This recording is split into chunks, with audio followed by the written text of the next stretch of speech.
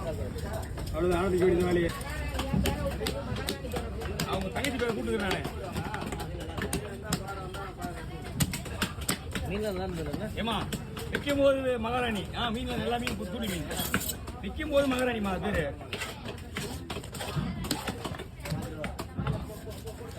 அவங்க பேர் இல்லம்மா அது அவங்க தங்கச்சி பேரு.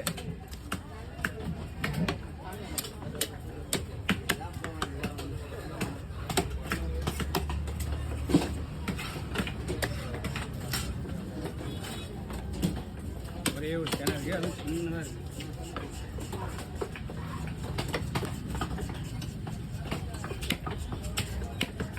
உடுப்போட சேர்ந்துருக்குது.